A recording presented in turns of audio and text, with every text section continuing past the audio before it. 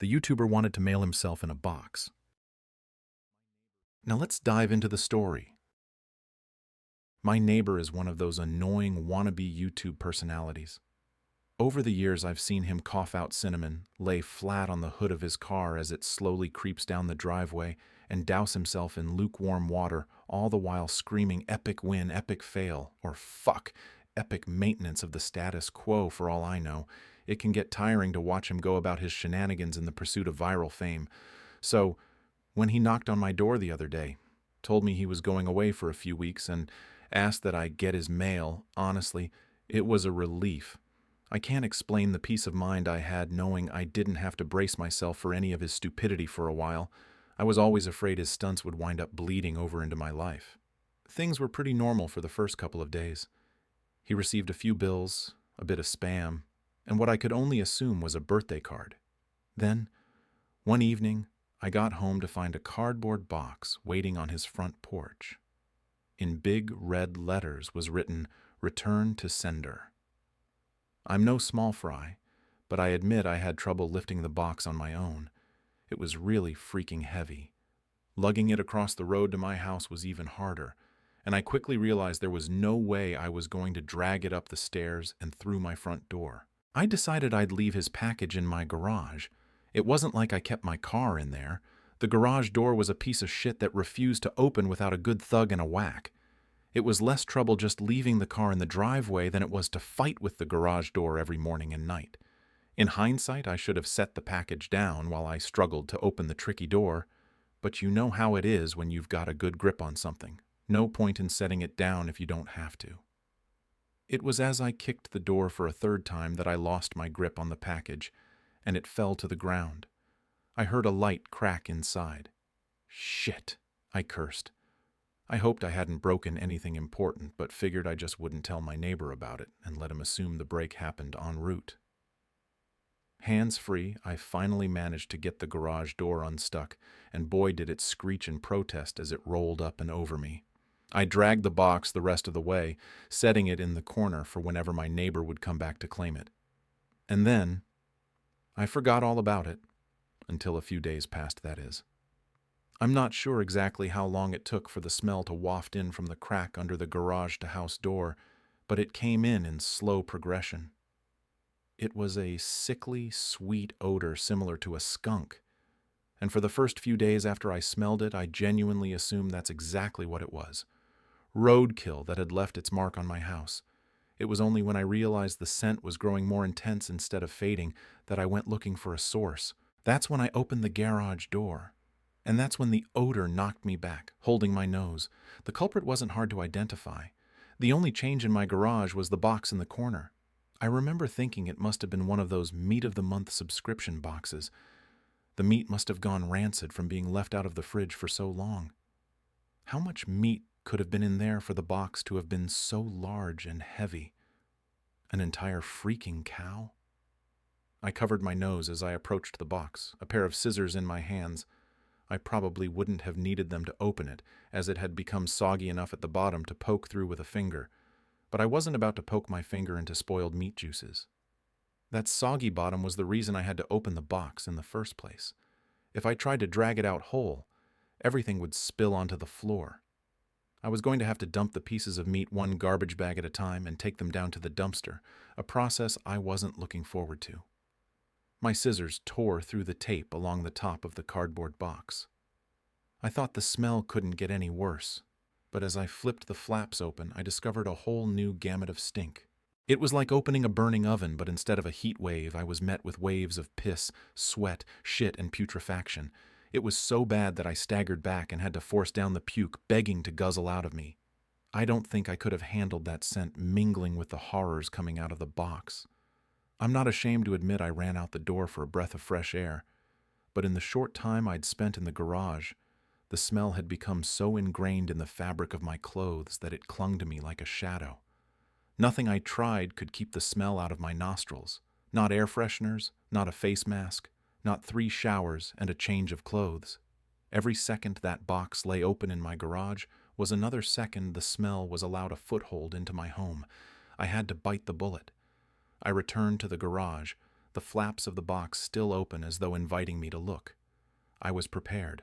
A clothespin pinning my nostrils shut, a garbage bag in one hand, the strongest cleaner I could find in the other, and long rubber gloves to keep my skin from having to touch what was inside. But as it turns out, I needed none of those things. I wouldn't have to touch or clean the contents of that box. I would only have to suffer the nightmares every night. You see, there was meat in that box, but it didn't come from a cow or a pig. No, it was worse than that. It was my neighbor. Dead. Still in one piece, but dead. I called the cops, and naturally they took me in for interrogation. It's kind of hard not to suspect the man with a corpse in his garage, after all. Thankfully, they soon realized I wasn't involved.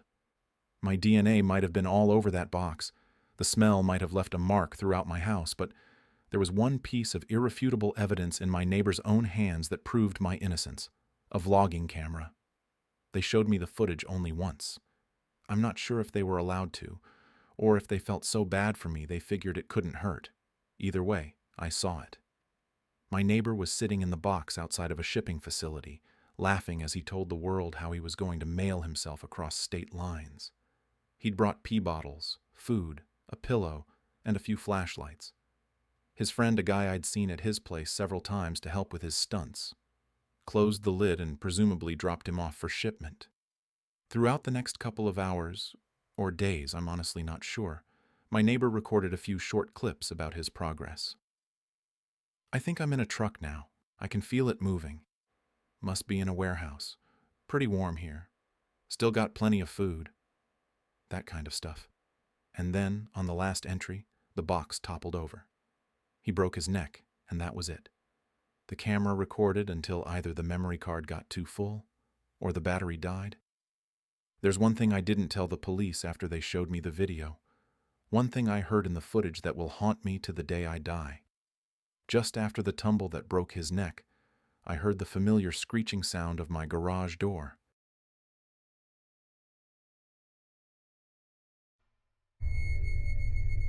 My job is watching a woman trapped in a room.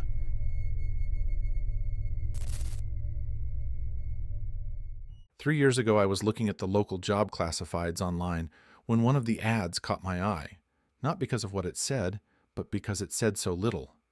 Best I remember, the ad just read job available, good pay, no benefits, discretion required. It then listed an email address and that was all.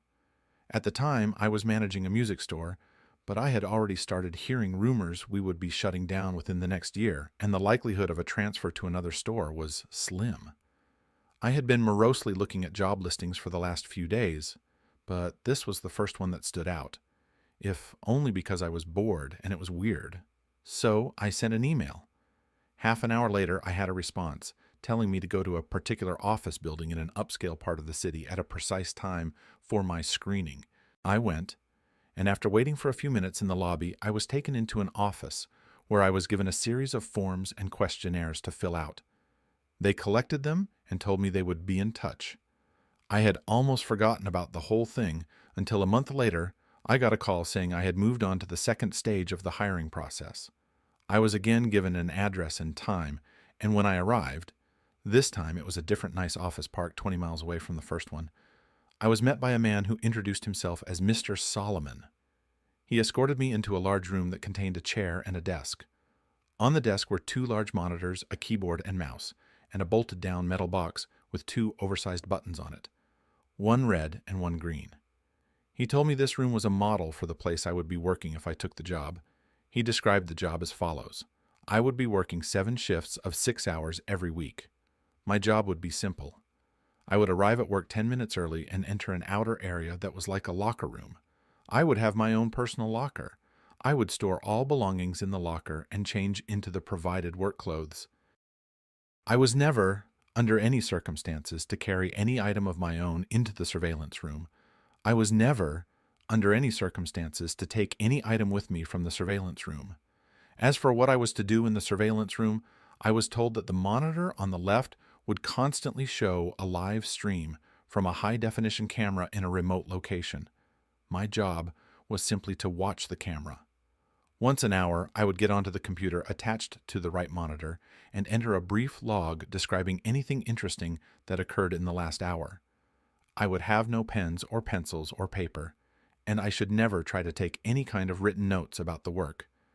As for the red and green buttons, the red button was only to be used if there was an emergency. This meant something on the video or in my workspace that required outside help. The green button was to be hit if I saw something on the video feed that was particularly noteworthy. It would tell other people somewhere that, at least in my opinion, something interesting was going on. Solomon stressed that while I was given discretion on when to use this button, I should err on the side of only using it if and when something of real significance occurred. He pointed out the camera on the ceiling of the room we were in. He said the real room would be the same. My work would be observed, and other people were watching the room on the video feed as well. He said I was only a redundancy in case other systems failed. He then smirked and asked if I knew what he meant by redundancy. I nodded, trying not to show my irritation. I don't talk that good to people, so sometimes they think I'm dumb. That's okay. Let him think that if he paid me good enough. The pay was very good, $35 an hour. This worried me. I was already thinking this was some kind of psych experiment or secret government job, which I was okay with. But that kind of money to sit and watch a screen? My mom always told me that if something seems too good to be true, it probably is, and this was seeming too good to be true. I asked if I was going to be doing anything illegal. Solomon laughed and said no. I asked if anyone was going to get hurt. Again, he shook his head no. He said the reason they were paying so much was because they needed employees that were motivated to be professional and discreet. The work they were doing was important, and for various reasons it couldn't be discussed. If I took the job, I would have to sign papers promising I would never discuss my work there, or I could be sued or locked up. I'm only breaking that now because of everything that's happened. So I took the job, and because they wanted me to start right away, I had to quit the store with no notice. I felt bad about that, but I was excited about the new job too. It was a lot of money and seemed like easy enough work, if a bit boring. I was nervous that there was something more to it, but I told myself I would just have to see. No point in chickening out and wasting a good chance because I let my imagination go crazy. I was given the location of the job itself, and when I went there, I was amazed that it really was just like the model room I had been shown with only a few differences. There was a locker room you had to pass through to enter the surveillance room, and there was a small bathroom attached to the real surveillance room also. The real room had a small water cooler in the corner, but because I wasn't allowed to bring anything in with me, I had to eat before or after every shift. The biggest difference, of course, was that the monitors were turned on. The right monitor was just a black and white terminal, like you see in movies sometimes.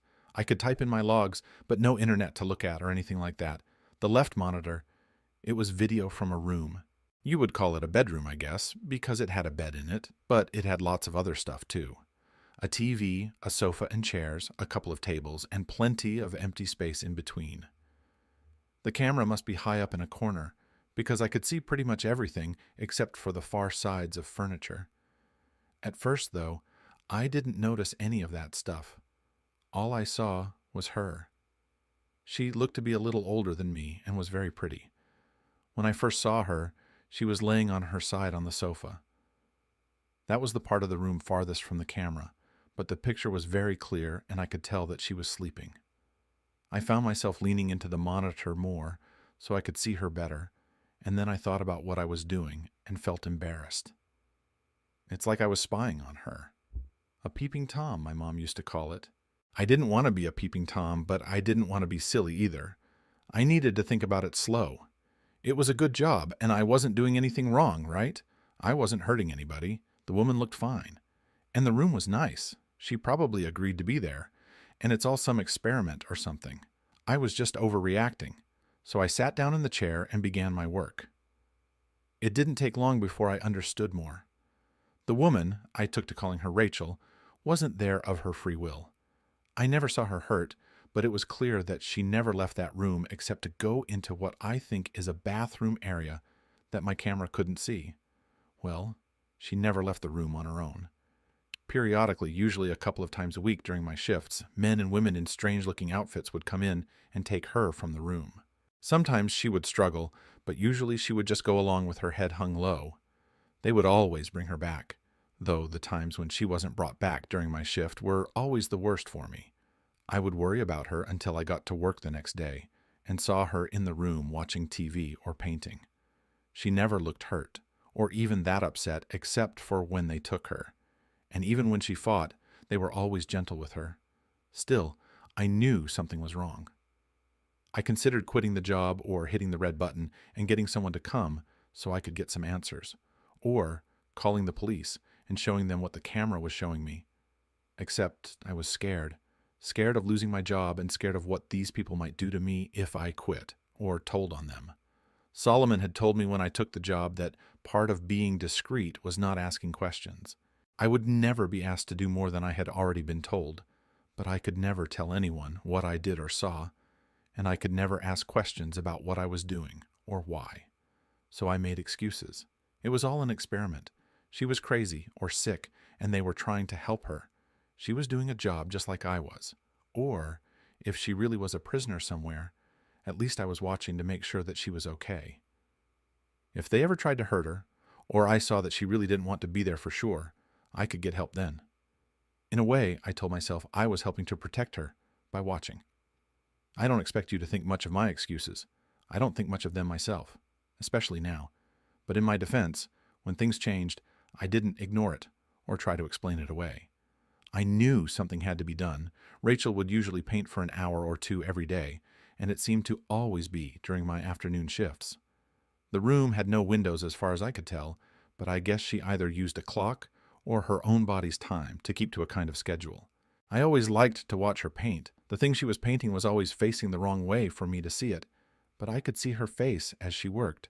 She always looked peaceful and happy when she was painting, and seeing her that way, smiling serenely from time to time as she got something the way she wanted it, always made my day. I first noticed something was wrong when she started painting more frequently a few weeks ago. Her expression was more focused and serious, and there was a tension to her movements that I wasn't used to seeing. At first, I thought she was just really trying to work hard on something, and I wanted to tell her not to worry. Every few weeks, the others would come in and take the old paintings out anyway, bringing in a new stack of, I think the word is canvas, but it was more than her being focused. Something was wrong. She didn't look happy, and she was going for hours at a time. In the span of 3 days, she had finished 4 paintings. I had been growing more and more worried watching her work, and when she finished the 4th, I found myself telling her to just stop and rest a while. I had grown accustomed to talking to the monitor, talking to her in my own way, but she didn't stop. Instead, she began moving the paintings, arranging them on the back and seat of the long sofa at the far end of the room. This was the first time I had gotten to see any of the paintings. Even when the others were taking them out, they always seemed to be turned away from the camera. I was still worried about her, but I was also happy to finally see something she had worked on, happy and amazed. They were beautiful. One was a beautiful green forest. Another was an old stone well. A third was a house sitting alone on a small island. The last was an old-fashioned looking movie theater. All of them looked like something out of a dream, with trailing lines of color mixing in the air around them like leaves caught in a wind. It was only when I looked close that I realized the lines of color weren't random.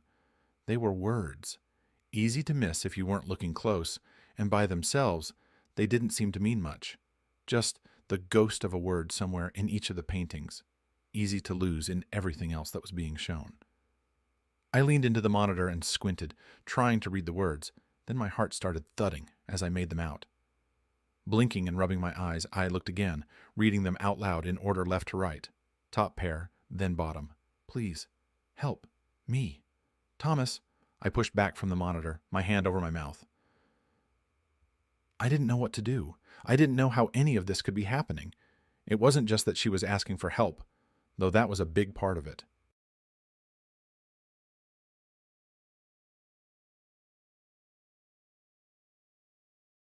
A night of mystery and chaos.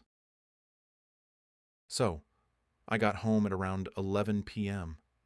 Late night at the office turned into an even later night at the bar. About 4 drinks deep at this point, and I'm tired, just about ready to fall asleep as I stumble through the doorway. I lay down on the couch and reach for my bag of joints and spark one up as I pull YouTube on my laptop.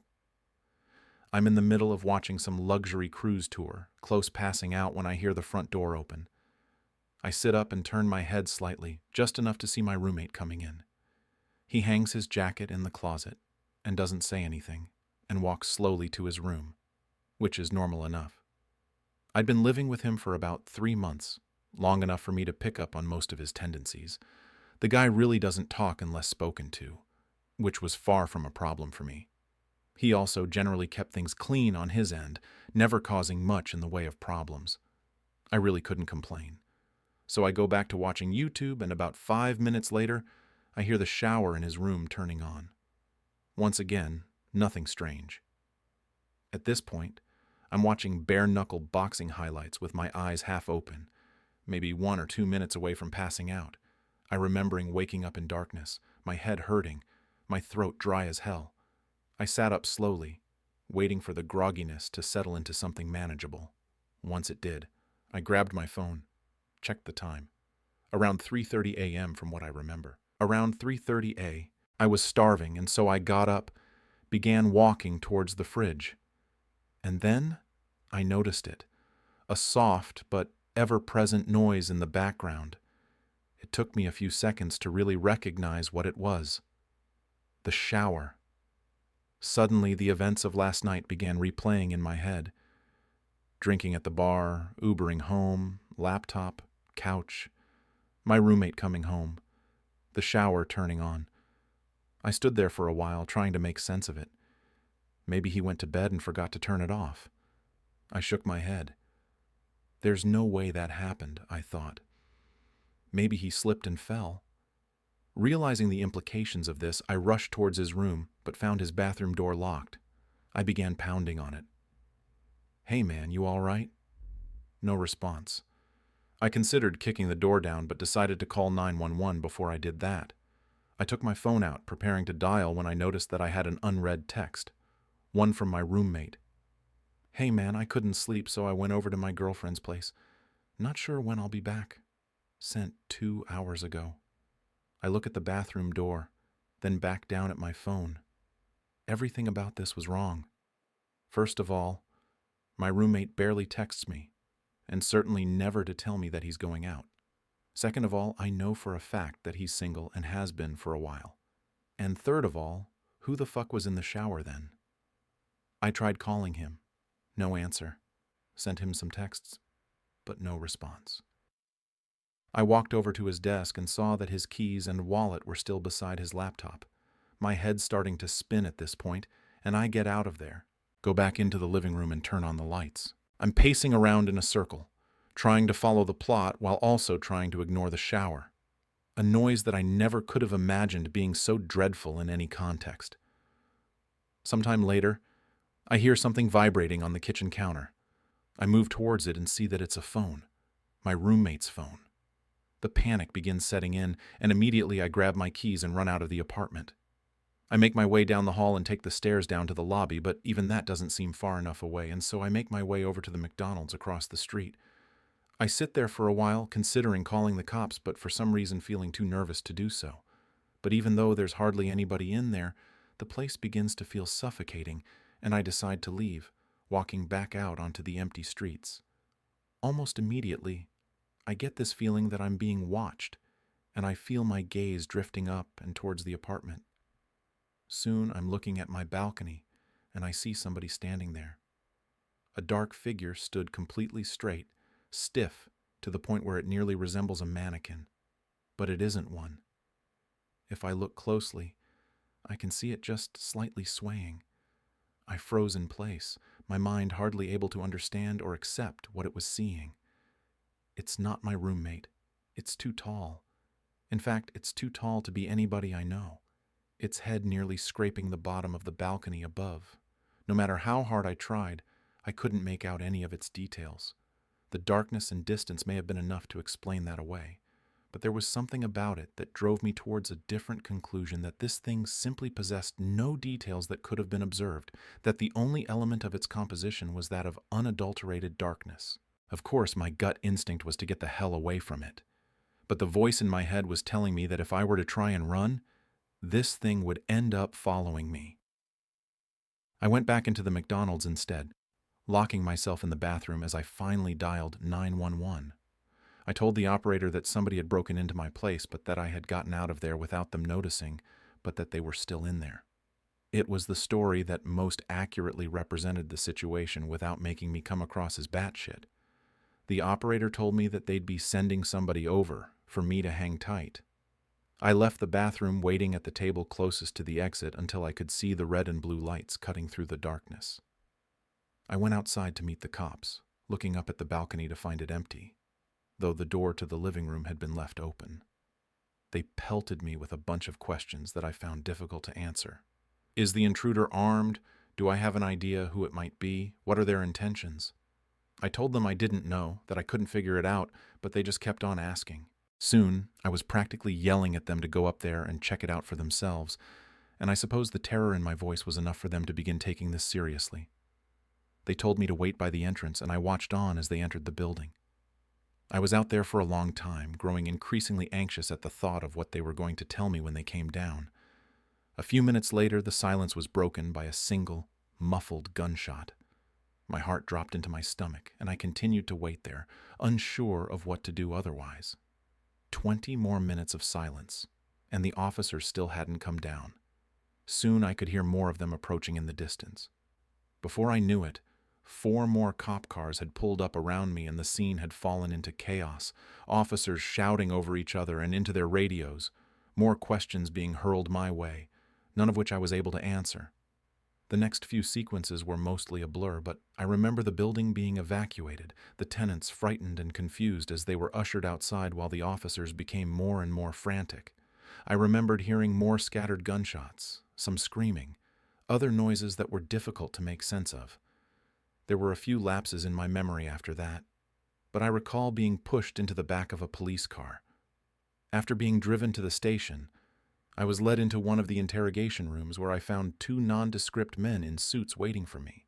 They didn't introduce themselves and immediately went into a series of questions, each one more bizarre than the last. What company was your roommate employed by? What was the nature of his job? How many different people have been inside your apartment since your roommate moved in? Have you ever heard voices inside the apartment from the hours of midnight to 3 a.m.? Voices that did not belong to your roommate? Have you ever seen a circle of people standing outside of the apartment from the hours of midnight to 3 a.m.? People that were exceptionally tall? And one of the most unsettling ones. Have you ever seen somebody standing at the foot of your bed upon waking up between the hours of midnight to 3 a.m., only for them to disappear moments later? If so, do you remember what they looked like? Any distinct features?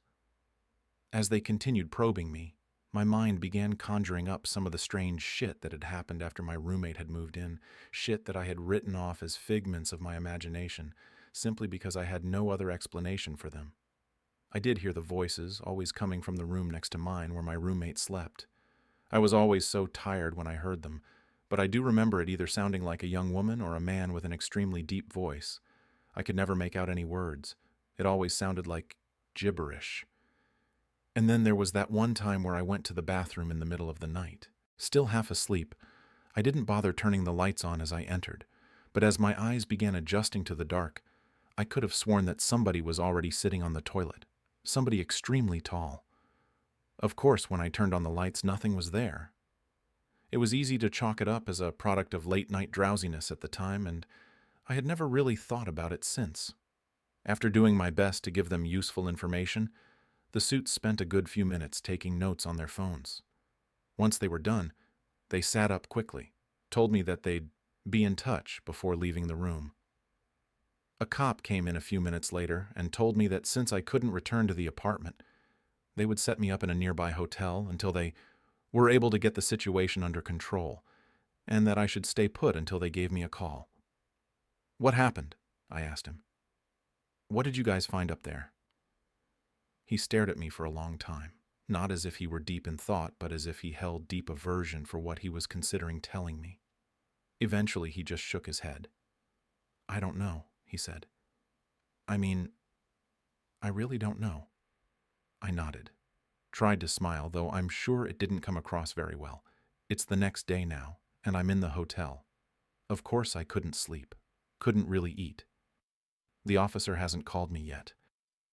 When I try searching up information about the evacuation on the internet, all I can find are articles claiming that it was due to a fire. A fucking fire. I went cave exploring with some friends. I'm the only one that survived. I used to think Mammoth Cave was just another adventure, a tick off our list. It was supposed to be fun, a weekend to explore the shadows with my best friends, to test our nerves in the endless dark. But somewhere down there, under miles of stone, something went wrong. Now, one of us is missing, and I swear, I can still hear him calling. We'd been going for hours, our voices echoing through the tunnels, each one mocking the confidence we had when we started. There was me, Sam, and my friends Luke, Jared, and Ben. Ben was always the daring one, the first to wander ahead, the one who'd get us into trouble just to laugh it off. But when he didn't come back, no one was laughing. It's strange.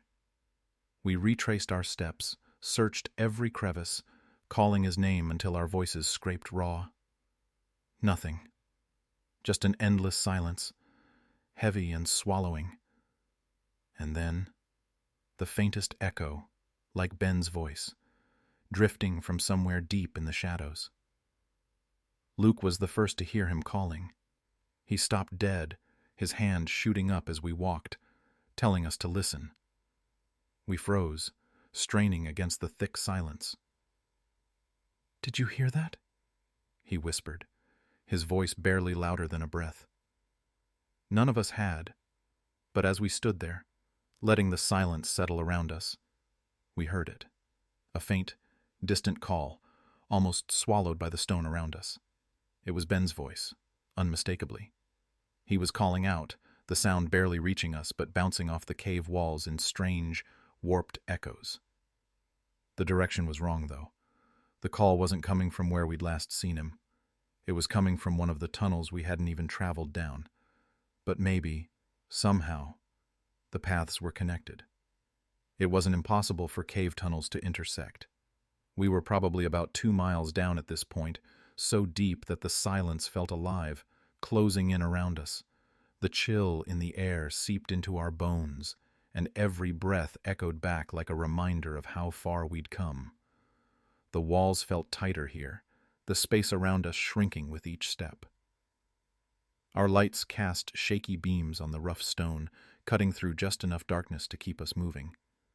We'd packed extra batteries, sure, but even with the supplies, an uneasy feeling twisted in my gut.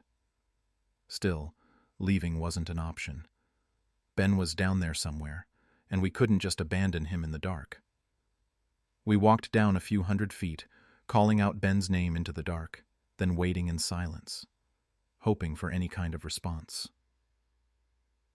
The cave swallowed our voices, leaving only the faint drip of water somewhere far off. Then, after what felt like ages, we heard him. It came from behind us. "What the fuck?" Luke whispered, his voice tight and shaky, eyes darting back toward the path we'd just covered.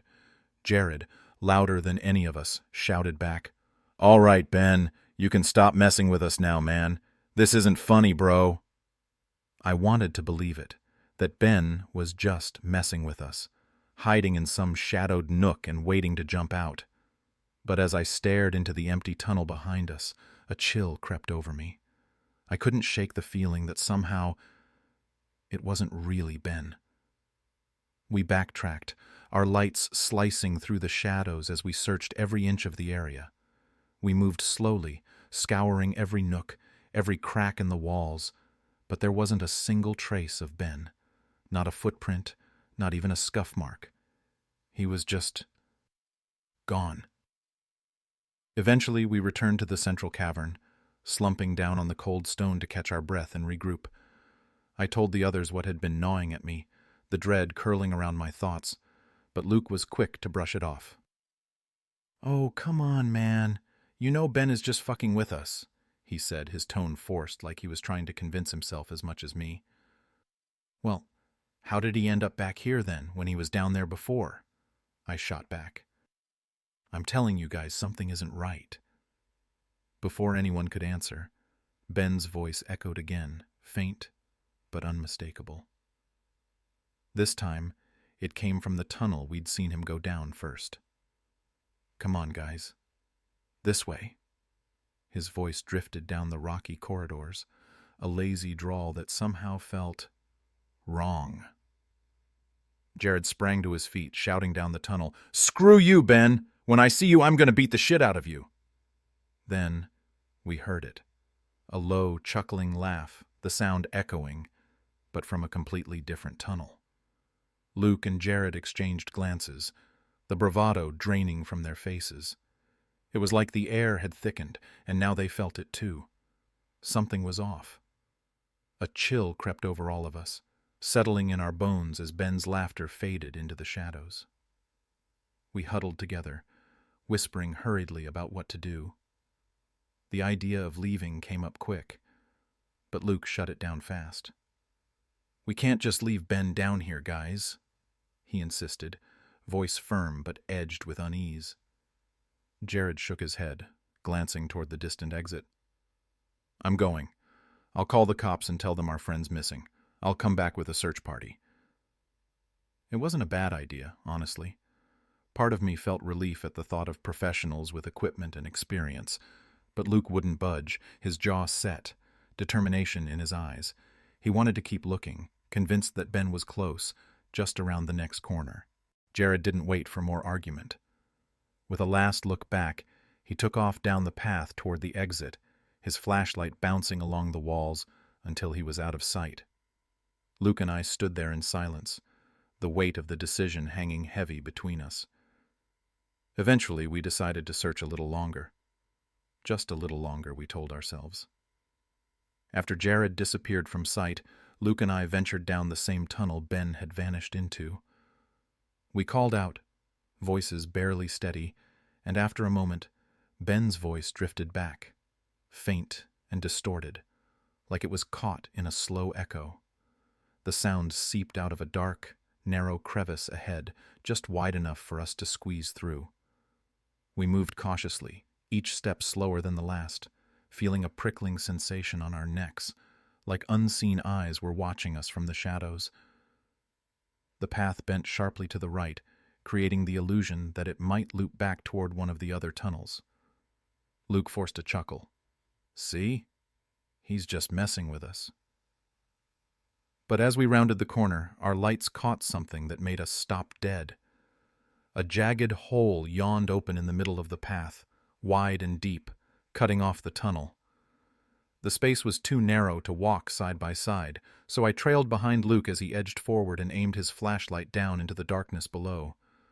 Luke went silent, his light fixed on something I couldn't see. I waited, the quiet pressing in, until the tension grew unbearable. "What is it?" I whispered, trying to peer around him. When he turned to me, his face was drained of color, eyes wide, lips parted like he couldn't quite find the words. He swallowed, barely managing to get it out. "He's down there," Luke said, his voice trembling. My blood ran cold.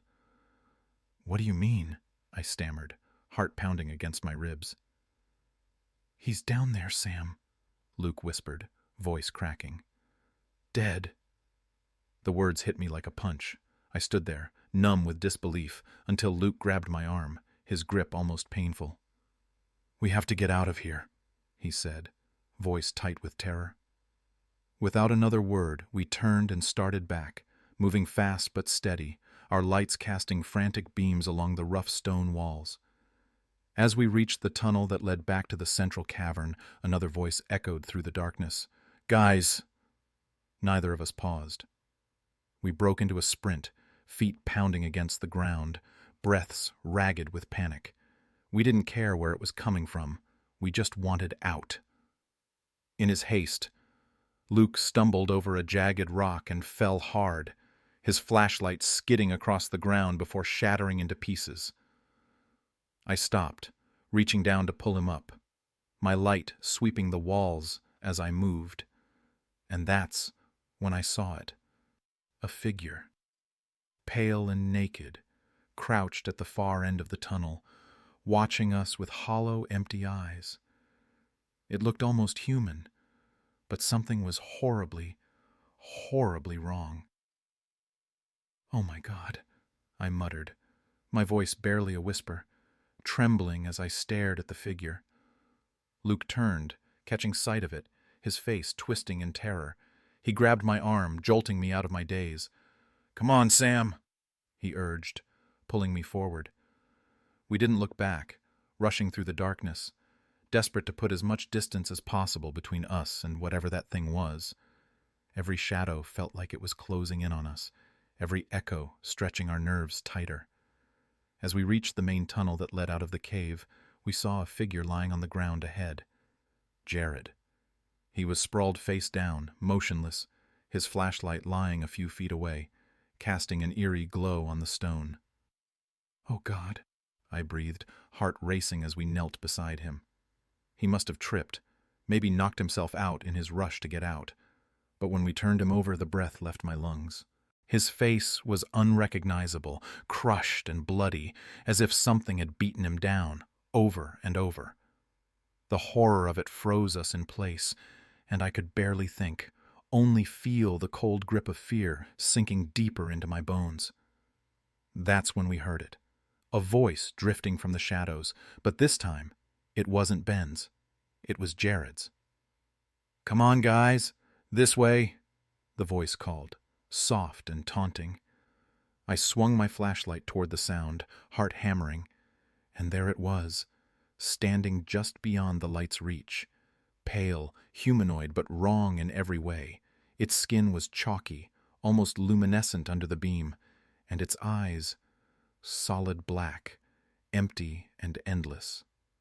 The thing stared at us for a moment, then turned, its movements jerky and unnatural, and ran down the tunnel, laughing in Jared's voice, a sick, twisted echo of the friend we'd known. "What the hell?" Luke whispered, voice barely audible over my own pounding heart. He grabbed my arm, his grip trembling. "We have to get out of here, man." I didn't need any convincing. We bolted, feet slamming against the stone, the darkness stretching ahead of us like a maw, ready to swallow us whole. As we ran, the creature's footsteps echoed close behind, its pace relentless. My heart pounded, my breaths coming in ragged gasps as we pushed forward. Suddenly, Luke stumbled and fell, hitting the ground hard. I skidded to a stop, spinning around, and that's when I saw it. The creature had caught up to him, gripping his leg and starting to drag him back into the shadows. Luke clawed at the ground, his face contorted in terror. Without thinking, I shone my flashlight directly on it, and as the beam hit, the creature shrank back, raising its long, bony arms to shield its huge black eyes. It couldn't stand the light. That much was clear. I stepped toward Luke, light fixed on the creature as it hissed and retreated, slipping back into the pitch-black depths of the cave. We backed away slowly, both of us trembling, the silence around us settling like a heavy weight. We kept moving, trying to keep our steps steady, though every nerve in our bodies screamed to run. Luke fumbled in his bag, pulling out his spare flashlight, and now, with both beams cutting through the shadows, we scanned every crevice, every dark corner around us. The creature was silent now, but its presence clung to us, a feeling so thick it was hard to breathe. We both knew it was still near, lurking just out of sight, watching and waiting. Minutes stretched on, each one more suffocating than the last. But then, just as panic threatened to take over, we saw it. The cave entrance, a sliver of remaining daylight spilling in, piercing through the darkness like a lifeline. It was so close, a beacon of hope after the nightmare that had nearly swallowed us whole. We made it, or at least we thought we did. Step by step, We edged closer to the exit, the sunlight drawing us in. So close I could almost feel its warmth. But just as we reached the final stretch, the creature dropped down from above, a blur of pale skin and black eyes, crashing into Luke and sending him sprawling to the ground. I whipped around, frantically aiming my light, but it was too late. In an instant, the creature pinned him down, smashing his head against the stone with brutal force. Paralyzed for a split second, my mind screamed at me to act, to do something. But instinct took over. I turned and ran, abandoning Luke's final muffled cries, leaving my friend behind. Tears streamed down my face, blurring my vision as I pushed myself forward, barely seeing the light ahead. When I finally burst out of the cave into the fading daylight, I collapsed to the ground, gasping for air, chest heaving, and the weight of loss crashing over me. The tears came hard, unstoppable as I lay there, shattered, knowing I was the only one who'd made it out. As I forced myself to stand, steadying my breath, I heard it, Luke's voice, faint and choked with fear, calling out from the depths of the cave. "Sam, please, help me." I froze, every instinct screaming at me to ignore it, to remember what I'd seen, to remember that Luke was gone. But hearing his voice, broken and desperate, twisted my insides. The guilt clawed at me, sharper than any fear. I had left him. I had abandoned him. The pleading continued, soft but relentless, each word pulling at the frayed edges of my sanity. Some part of me wanted to turn back, to run into the dark, convinced he was waiting, that I could still save him. But another part, a colder, darker part, knew the truth. It wasn't Luke. It was the creature, mimicking his voice, sinking its claws into the last threads of hope I had left. And yet, what if, somehow, it really was him? The thought tore at me, leaving me stranded there, helpless and shattered, unable to move forward or look back. Finally, I forced myself to turn away from the cave, each step heavier than the last. I had to leave. I had to get out and tell someone what had happened, no matter how impossible it all seemed. But as I reached the edge of the forest, the realization settled in. I couldn't tell them the truth. They'd never believe me. No one would. I could already picture the looks of doubt, the whispers, the judgment. So I rehearsed the lie as I stumbled into town, every word twisting in my throat. I told them we were stalked by someone in the cave, that he'd ambushed us, attacked Jared and Luke. I described a faceless killer lurking in the dark, hunting us down one by one. It was easier that way, easier than trying to explain the unexplainable. They listened, and they wrote it all down. But even as I spoke, a chill ran through me. In the back of my mind, Luke's voice still echoed, pleading, calling me back into the dark. The cops didn't let it go. They pressed me for hours, asking the same questions over and over, watching my every reaction. Soon enough, they began talking to my friends and family, probing into my relationship with the group. I could see it in their eyes. They suspected me. I was the last one out, the only one who'd made it back, and my story didn't add up. They searched the cave for days, combing through every passage, every cavern. Eventually, they found Ben's body, crumpled at the bottom of that pit, limbs twisted at unnatural angles. But Luke and Jared, they were gone. Their remains were never recovered. And now, when I close my eyes, I still see the darkness of that cave, hear the echo of their voices, distant and pleading. No one believes me. And maybe, after all this, I'm not sure I even believe myself. The only thing I know for certain is that I'll never step foot in another cave for as long as I live. The thought alone makes my skin crawl, my heart race. The darkness isn't just unsettling to me now. It's a living, breathing terror, wrapping itself around every corner, every shadow. I'm afraid of the dark in ways I never imagined, paranoia gnawing at me every time I turn off a light. Even here, in my own home, I can feel it, the creature's gaze, lurking just beyond the glow of my lamp, hidden in the pockets of darkness, patient and unyielding. It's waiting for me. I can feel it, lurking, watching, waiting for that one moment when I'm left alone in the dark. And I know deep down that it won't stop until it pulls me back into the shadows, just like it did with them.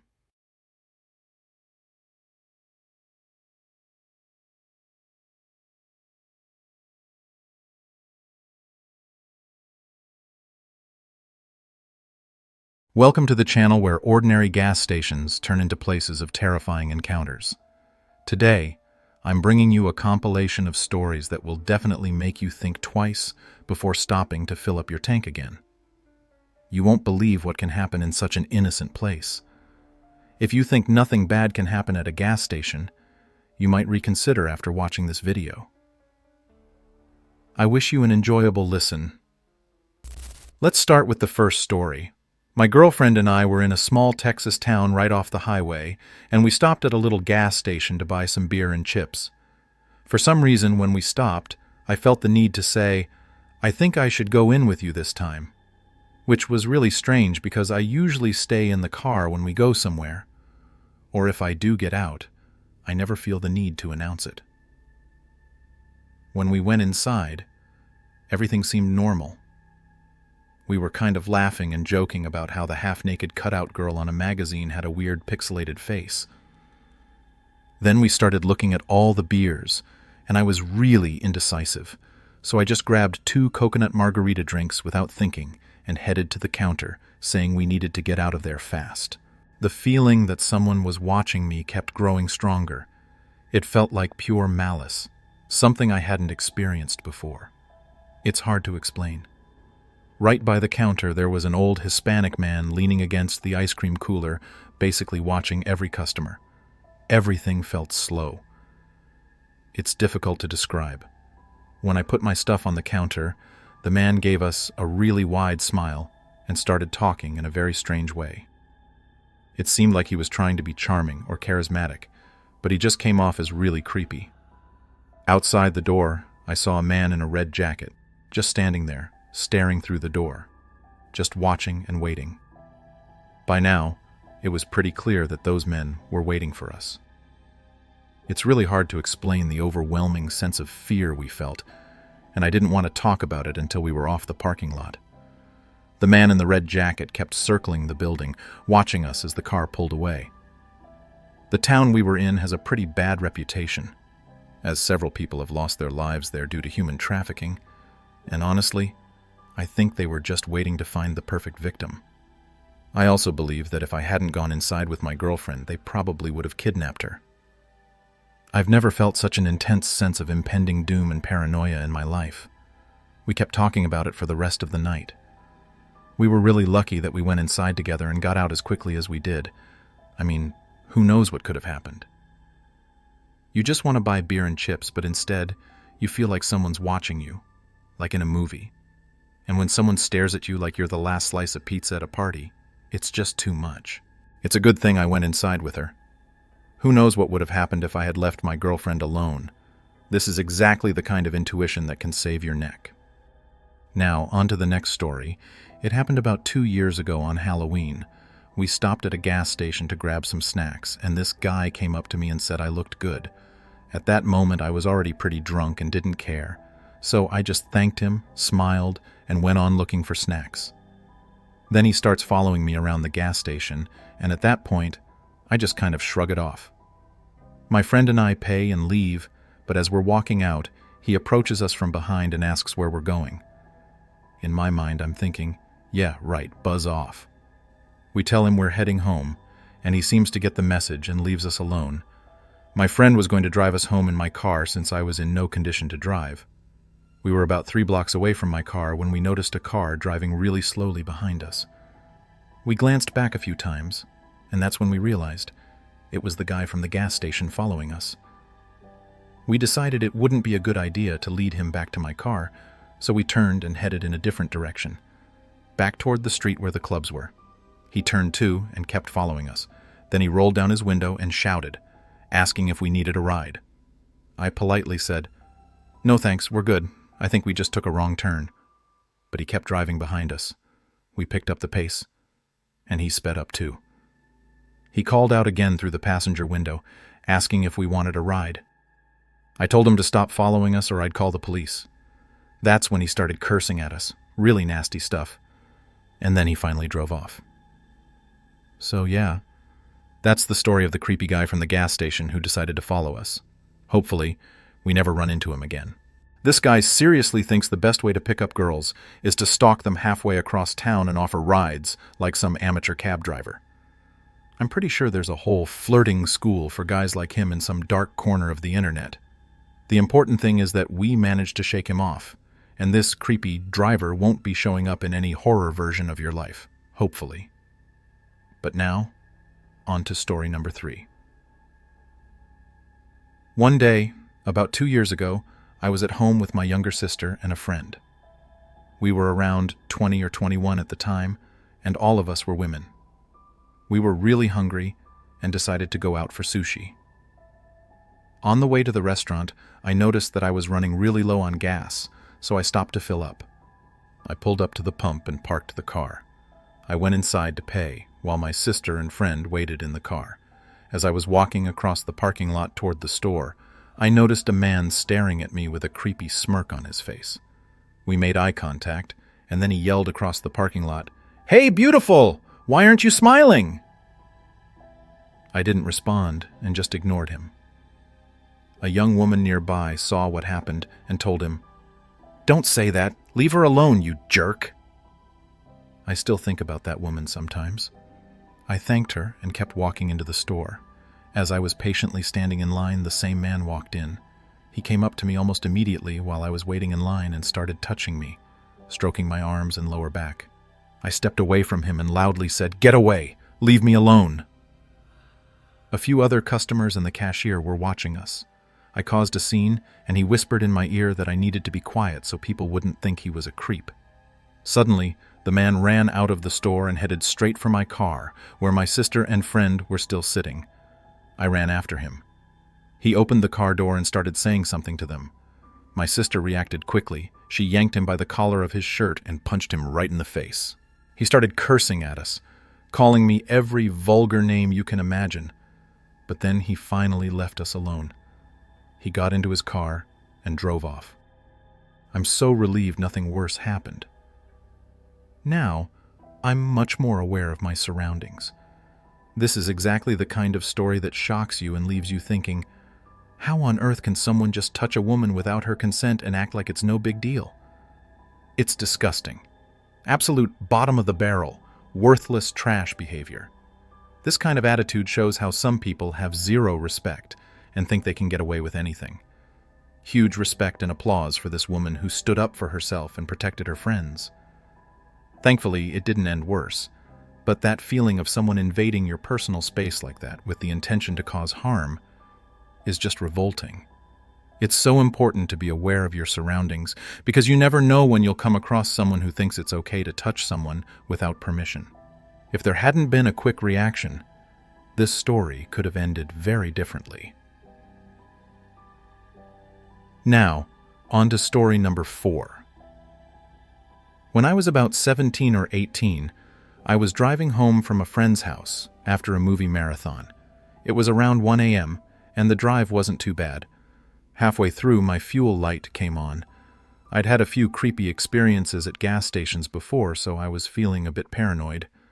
As a 40-kilo woman stopping that late in the middle of nowhere, I couldn't help but be cautious.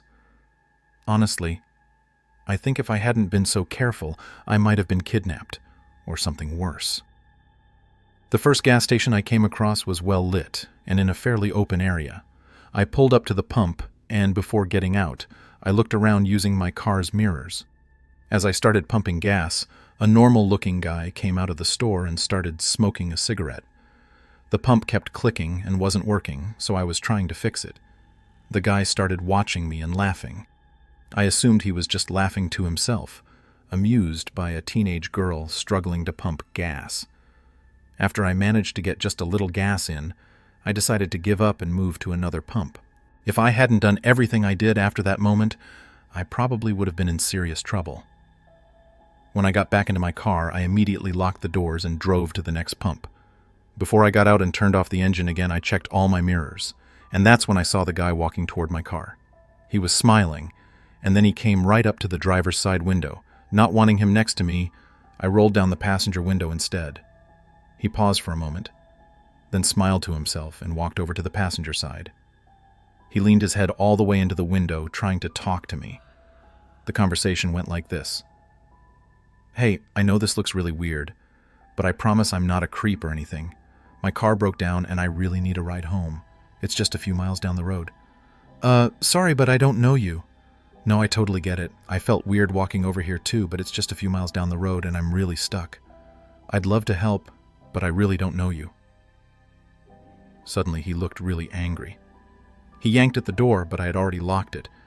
Then he tried to reach for the inside door handle through the window. My car was still running, so I quickly shifted into first gear and started to drive.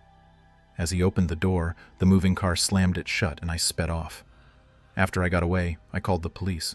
They checked the gas station's cameras, and right after I left, he got into his red SUV and drove off. If I hadn't locked the doors a second time, I would have been in serious trouble. If I had let him come to the driver's side window, he could have grabbed me. If I had turned off the car, I wouldn't have been able to drive away in time. And if I hadn't double-checked my mirrors, I wouldn't have known he was there. I'm really lucky I was so cautious. Honestly, being careful probably saved my life this time. Moments like this make you realize that sometimes staying on the couch at home is the best decision. I don't even want to think about what could have happened. These situations are terrifying on their own. But for women, they take it to another level. Unfortunately, girls often have a much higher chance of being targeted in these scenarios, and this just proves how real that danger can be. A simple trip to the gas station, a normal evening, and suddenly you feel like someone's watching you. Being a woman in these situations means facing real danger more often and more intensely, and these experiences only confirm that. A routine stop for gas can quickly spiral into something you never want to experience. One wrong comment, one creepy smile, and it all starts to go downhill fast. Now, on to story number 5. One day after work, around 4 or 5 in the afternoon, my girlfriend and I decided to go to the movies. We had a tough shift, and both of us felt like watching a movie would be really nice. She asked if we could stop by her place first so she could change out of her work uniform. I said it was fine since it was only about 5 minutes away. We stayed at her place for a bit, grabbed a quick snack, and then got into my car. She asked if we could stop at a gas station near her house so she could grab a Red Bull. Again, I didn't mind since it was close. I drove to the gas station, and the only parking spot available was next to an abandoned car wash beside the station. To give you a better picture, the gas station and the car wash were right next to each other, with both entrances facing the same direction. It was completely dark outside, and the gas station was quite run down, with no lights near the pumps like most gas stations have. So, it was pitch black, except for the light coming from my car. On the other side of the station, there was a semi-truck with a trailer, and some cones were set up, suggesting that the space was blocked off for the driver. I assumed that the parking spots weren't too close, so I parked there. My friend got out and went inside, while I decided to stay in the car since she'd only be gone a few minutes. After she left, I locked the doors out of habit. I spent some time on my phone, and after a few minutes, I noticed a flash in the driver's side mirror. I turned around to look because the light was pointed directly at me. It was the truck driver. He started walking toward my window with the flashlight still on. I rolled the window down just about a centimeter, thinking maybe he wanted to tell me to move my car. He stopped when he was about 2 meters from my window and just stood there. At that moment, I got really scared because there was no reason for him to do that. So, I rolled the window back up and waited for my friend. Just to be safe, I kept my eyes on the guy, and I saw him fiddling around with the front of his truck for a bit. Then he stopped and turned back toward my car. He had something in his hand, but I couldn't tell what it was. And honestly, I'm glad I don't know. He started walking toward my window again, saying something. But this time, he came all the way to my door and tried to open it. He pulled on the handle several times, but the door was locked, so he started yanking on it even more aggressively. Just then, my friend came out of the gas station looking scared and headed toward my car. I was terrified too. The guy saw her coming and quickly went back to his truck. The moment she got into the car, I drove off as fast as I could. I'm not entirely sure what happened or what he was trying to do, but the only theory my friend and I could come up with was that he saw I was a woman, alone, and figured I'd be an easy target for something like a kidnapping or worse. But that's just a theory. I'm really glad I never had to find out what he actually wanted. So, this guy with a flashlight and a big plan just thought he'd try the car doors, because why not, right? When the subtle approach didn't work, he decided to get more aggressive. Brilliant logic, right? So, what was this guy's plan? Well, considering he tried to open the door and had something in his hand, which thankfully remains a mystery, it's pretty clear this wasn't some friendly attempt at conversation. No. Whatever it was, it probably wasn't an invitation for coffee.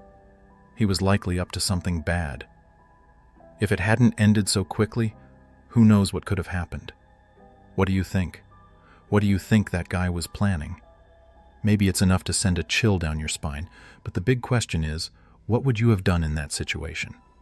If you enjoyed the video, I would appreciate a like, a share, and of course, a subscription.